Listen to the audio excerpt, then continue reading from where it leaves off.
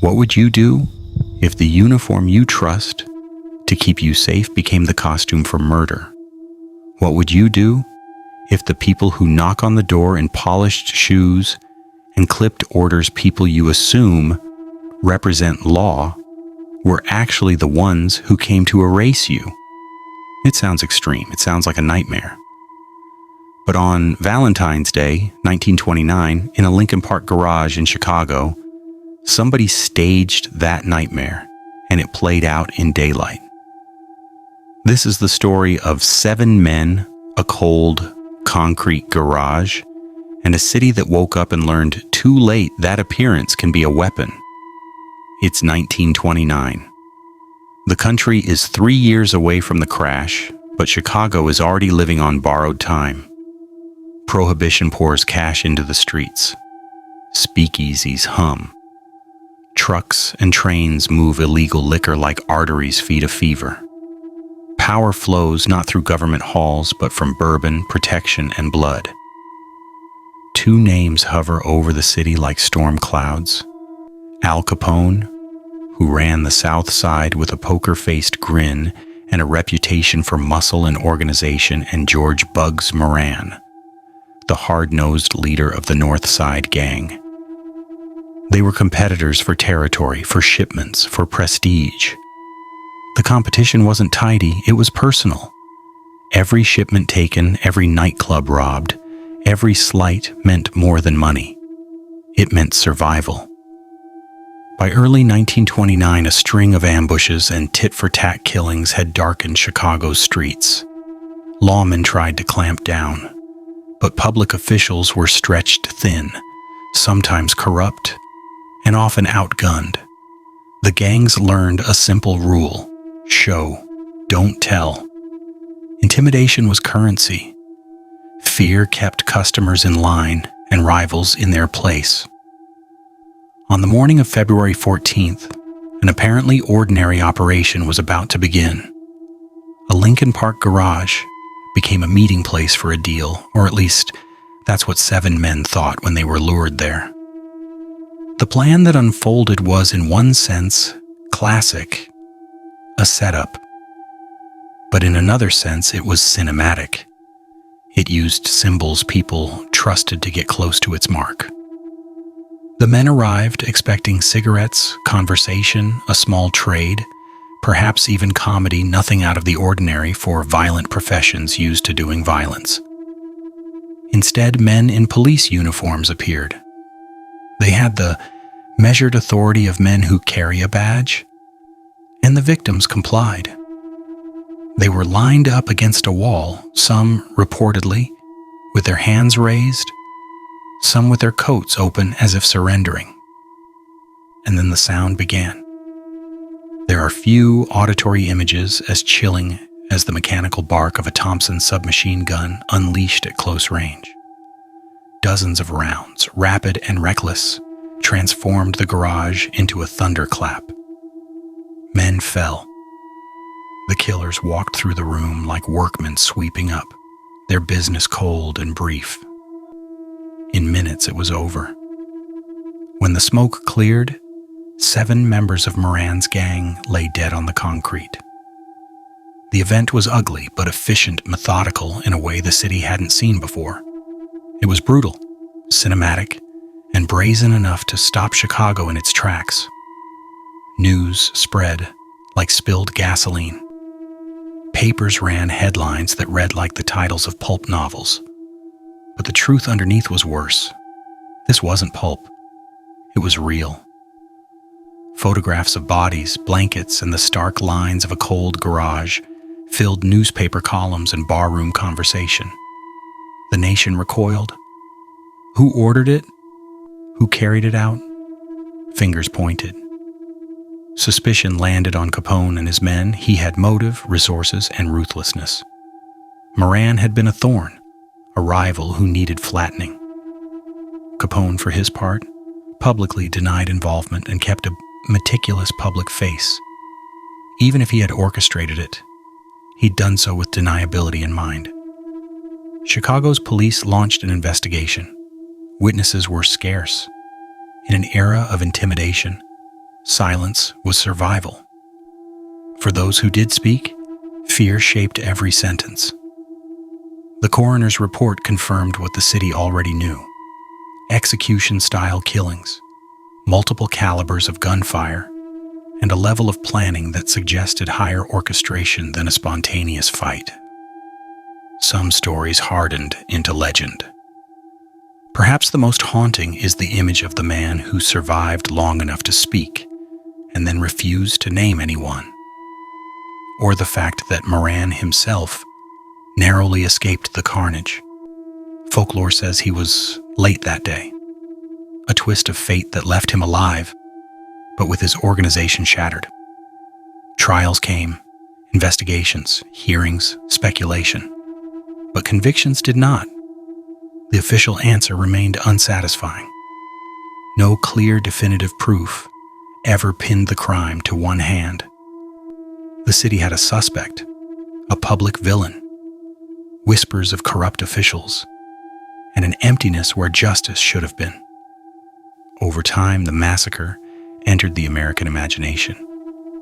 It became shorthand for what organized crime could do when it shed even the least pretense of restraint. It taught people a brutal lesson about how trust can be weaponized. The badge that commands obedience can be worn as a costume by men who mean you harm. But don't let the myth swallow the human. 7 men died that February morning. They were sons, fathers, partners in crime, and by the measures of their lives, people with stories. The city's reaction were shock, outrage, a hunger for retribution, quickly turned to the more familiar rhythms of the 1920s: denial, rumor, and a slow acceptance that power has ways of disappearing into the shadows. The public didn't only mourn, it learned. The massacre became a cold example of how lawlessness can masquerade as legitimacy. If uniforms could be used to kill, then the line separating order from chaos was thinner than people had thought. Newspapers demanded answers. Citizens asked whether leaders were capable of restraining the violence unleashed by a lucrative black market. And yet, history is not simple. Some saw Capone as villain enough to deserve any suspicion.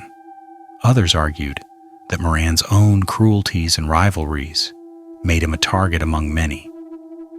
For many, the truth didn't matter as much as the spectacle. It was a story people returned to because it made sense of their fear. If violence could be that theatrical, then anything could happen. So what should we take from this, nearly a century later? First, appearances are persuasive. We look for symbols we can rely on, like badges, uniforms, rituals, and we obey them because obedience simplifies daily life. But when those symbols are exploited, our trust becomes the blade used against us. That's not just a story about gangsters. It's a reminder to question who speaks for authority, why they command trust, and what mechanisms exist to hold them accountable. Second, violence is cyclical. The massacre didn't end turf wars or bootleg alcohol. It escalated the cost of survival in a city already hemorrhaging in the name of profit. Brutality breeds publicity, and publicity can breed imitation. When a culture tolerates violence or is forced to accept it through fear, it teaches the next generation that force is an effective language. Third, justice matters, not for revenge, but for the health of a community. The failure to convict those responsible left a wound wider than the garage floor. When systems falter to deliver truth, rumors rush in to fill the gap. Mistrust accumulates, and the social contract frays. Finally, and perhaps most human of all, the St. Valentine's Day massacre should make us uncomfortable with the glamour of violence. Movies and headlines can make such events look inevitable, cinematic, even for some viewers thrilling. But the truth is plain. It was cold, quick, and devastating. 7 lives ended, families scarred, a city reminded itself that safety is fragile. If you're thinking now about the uniforms in your life, the figures you trust, the routines you accept, that's the point. History isn't just a set of dates, it's a mirror. It asks, will you accept appearances at face value, or will you demand the facts behind them? Will you let fear silence witnesses, or will you create communities where accountability is the rule, not the exception?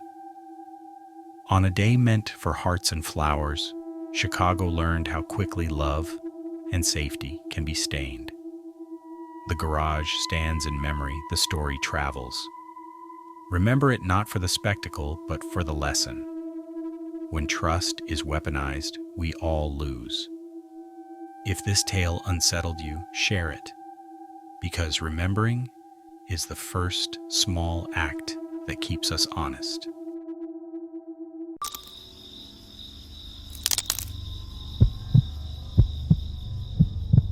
What would you do if the person everyone said was a problem, the kid who raised alarms, who worried teachers and neighbors, became the reason your classroom emptied forever? Whom would you hold accountable? The person who pulled the trigger? The adults who saw warning signs? The laws that led a weapon into a teenager's hands? Or the small, everyday choices that taught us to ignore trouble until it was too late? That question landed like a blow on a blue February afternoon in 2018, when an ordinary school day at Marjory Stoneman Douglas High in Parkland, Florida, ended in one of the deadliest high school shootings in modern American history. 17 people were killed and many more wounded, a number that changed the lives of families, classmates, first responders, and a nation. Valentine's Day began like any other for thousands of teenagers. Classes, lockers, the lazy pop of lockers closing, the kind of small talk that fills the rhythms of school. In a place where teams practiced on fields and teachers planned lessons, the ordinary blindsided the extraordinary. A former student entered the campus and, within minutes, opened fire. The school's everyday routines, doors propped open, students moving between classrooms, became chaos. In the scramble, ordinary people made the choices that reveal who they are. Teachers who locked classrooms and hid students in closets. Classmates trying to shield one another. Staff calling for help. Time measured itself differently that day. Seconds stretched into hours, and the halls emptied into memory.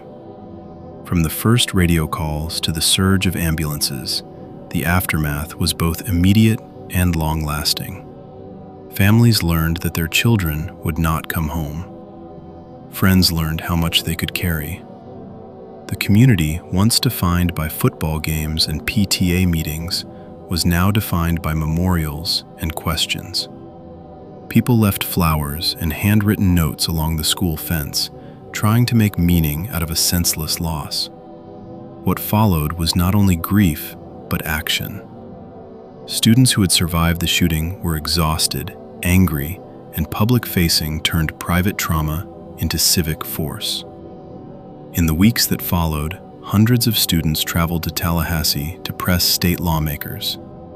Weeks later, they led a mass demonstration in Washington, D.C. called March for Our Lives, a protest organized by young people demanding changes to gun laws and practices. Those events focused attention on the idea that survival could be channeled into civic voice.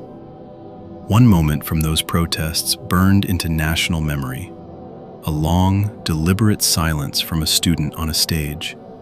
A silence meant to mark the span of the shooting itself and the shocking lives it cut short. The image was stark, a young voice choosing quiet as a form of accusation.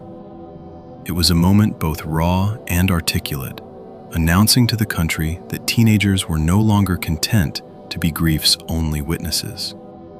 The Parkland story forced a tangle of questions into public view. How did warning signs go unanswered?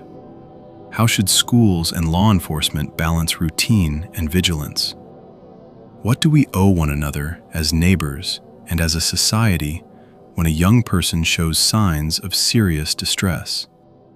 And, perhaps most divisively, how do we balance constitutional rights with the urgent need to prevent tragedies? Different answers came from different corners. Investigations and lawsuits examined the response of school officials and local police. Legislators debated policy. Families pushed for accountability. Across media and dinner tables alike, the conversation became as much about responsibility as it was about rights. Two lessons rose up, stubborn and hard. First, that early warning signs matter, and systems that see them must be able to act. Second, that young people, when organized and fearless, can change the conversation. The Parkland survivors became spokespeople for an emerging civic energy. They held press conferences, testified before legislatures, and demanded answers in places adults had too often left bone dry. Their activism was imperfect, attacked, and sometimes co-opted. Yet it reshaped the national debate in visible ways. This is where the controversy becomes personal. For families of the dead, no policy can bring back a life. For students and teachers who still walk into schools, safety now shares space with the dread of what might happen next.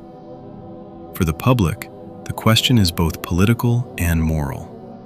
Do we prioritize immediate security at the cost of other freedoms?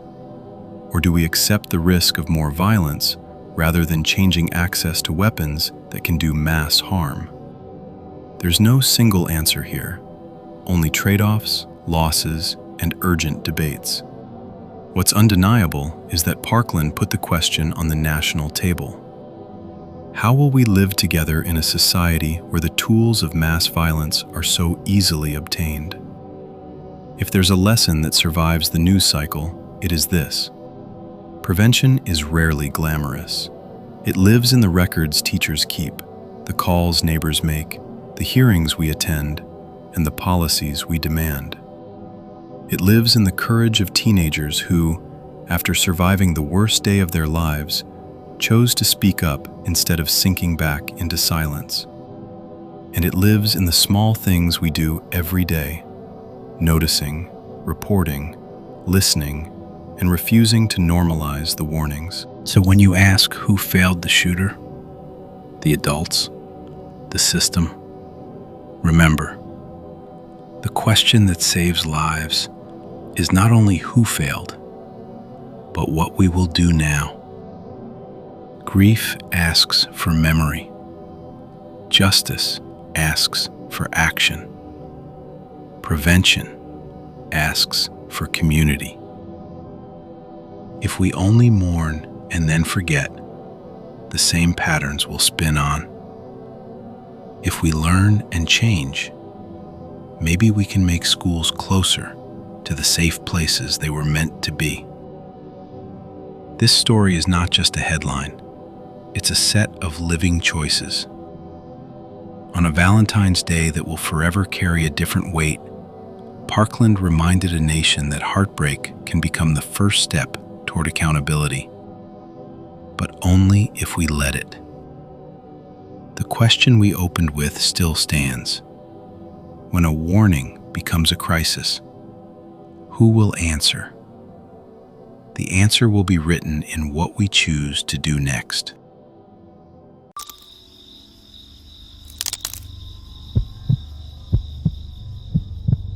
What if the place you lock every night, your kitchen, your sofa, the tiny corner where you kiss your kids goodnight, suddenly became a crime scene? How safe is home when the violence you thought lived on the streets walks in and sits on your couch? February 14th, 1993. A Valentine's morning in the South Bronx that should have been ordinary turned into a headline that chilled the city.